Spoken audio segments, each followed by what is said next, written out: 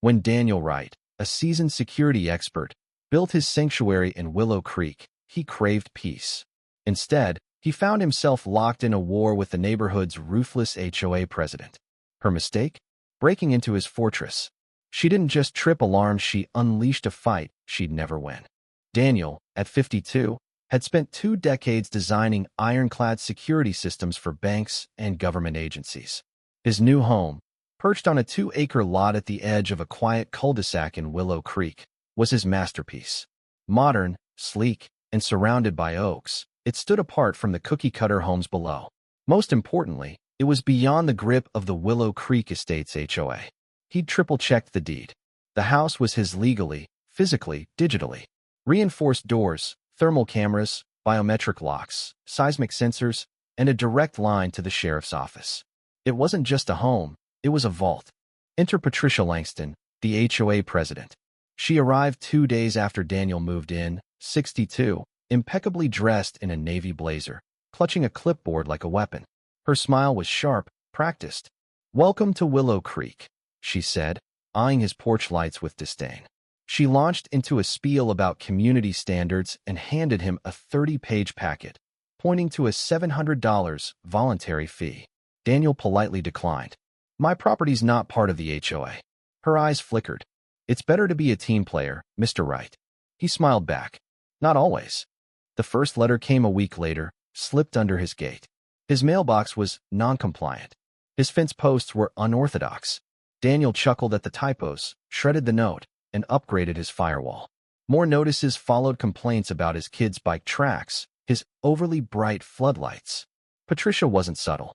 Daniel, unfazed, double-checked his property lines, notarized his title, and set his perimeter lights to auto-trigger. Before leaving for a family trip to Florida, he locked down the house, trusting his system to handle any trouble. He told only one neighbor, Jack, a retired cop who loathed the HOA. In Florida, on day 6, Daniel was sipping coffee on a balcony, watching his kids build sandcastles, when his emergency phone buzzed. Unauthorized entry. Front door. 6:12 a.m. His heart raced. He tapped the live feed. There was Patricia, strolling through his living room, holding a tablet, calm as if she owned the place. No crowbar, no mask cracked the lock or used an old access code. She snapped photos, opened drawers, and muttered into her phone, non-compliant wiring. Possible code violations. Enough to pull permits. Upstairs, she rifled through his daughter's sketchbook, saying, "No bed rails. I'll call child services if needed." Then she grabbed a $1,000 bottle of bourbon from his study and printed a fake HOA inspection form. Daniel's blood boiled. His system had already pinged the sheriff's office. 30 seconds later, deputies rolled up. Patricia stepped outside, straight into handcuffs. "This is a misunderstanding," she shrieked. "I'm the HOA president." The deputy was unmoved. "Ma'am, you're under arrest for trespassing, theft, and unlawful entry." Daniel watched her tablet hit the pavement as they led her away. His footage was already backed up to 3 cloud servers. Checkmate. Back home, Daniel found yellow evidence tags in his entryway. The sheriff's office had swept the scene. He downloaded 8 camera feeds, 5 audio tracks, and 40 logged events. Patricia's 12-minute intrusion was a felony. Goldminished committed 6 crimes, from theft to attempted fraud. The story broke locally. HOA president busted in smart home break-in. Daniel didn't leak it, but someone in the sheriff's office did. His inbox was flooded with messages from neighbors. One, Ellen, wrote, "She snuck into our basement last year, claiming she was checking pipes." Another, Greg, said, "She photographed my garage during a trash audit." Patricia wasn't new to thish, just never been caught. The sheriff's search of Patricia's home was damning. Her tablet held files on every resident, labeled with names, incomes, and compliance risks. Daniel's file was flagged. Tech expert. Likely surveillance. Neutralize. She'd mapped his floor plan, missing half his sensors. Detective Ramirez called, stunned. "She's been stalking the neighborhood for years. We're looking at racketeering." Daniel shared the neighbors' stories, and the case grew. Patricia's defense was desperate. She sued Daniel for defamation and digital entrapment, claiming his security system baited her. Daniel countersued for invasion of privacy and harassment. His attorney, Laura Bennett, dismantled the HOA's case with time-stamped footage and Patricia's emails. One reading. Right must be forced into compliance. Find leverage. The judge greenlit every count of Daniel's suit. Then came the bombshell. Investigators found a folder on Patricia's tablet, Willow Creek Ops. It detailed a scheme with a real estate speculator to pressure non-HOA homeowners into selling. Photos of Daniel's home, his wife's social media, and a step-by-step plan surveillance. Fake complaints, county filings were all there. A neighbor, Margaret, revealed Patricia had forged her signature to seize part of her yard for an HOA path. The charges piled up: conspiracy, fraud, forgery. In court, Patricia unraveled.